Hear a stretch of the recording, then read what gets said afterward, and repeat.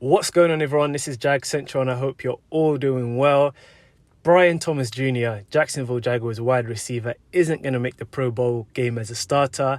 The league announced this on Thursday with all the Pro Bowlers for the Pro Bowl game.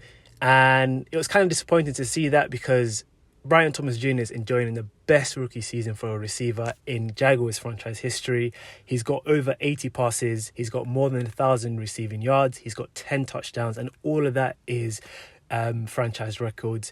In the league, he ranks 5th among all players in the league in yards and touchdowns. He's 2nd in yards per catch. He's 7th in yards after catch and 2nd in 75 plus receiving yard games. And despite all of that, he wasn't named a starter. The 4 receivers that were named ahead of him was Jamar Chase, which I don't think you can argue with, probably the best wide receiver in the league. If it's not him, it's Justin Jefferson. You got Jerry Jeudy, who I think has had an amazing season despite the Browns' awful record.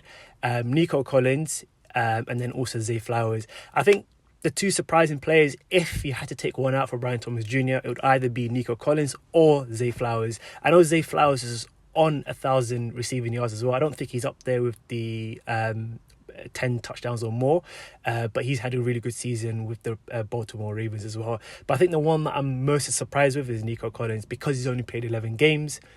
But despite him only playing 11 games due to injury, he's almost on pace for 1,000 receiving yards, and he has 6 touchdowns as well.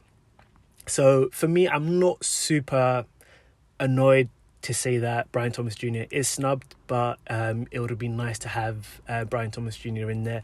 But he's a rookie. He's going to have more chances in the future. But talking about him as a rookie, he's only the 4th rookie since 1970 to have 1.1 thousand plus receiving yards and 10 plus touchdowns as well. The only other players that can claim that is Randy Moss, Odell Beckham and Jamar Chase. And then in his draft class this year, he's leading them in yards and touchdowns. But the good news is Thomas is an first alternate, which basically means he's going to be the first player to replace any of the starters.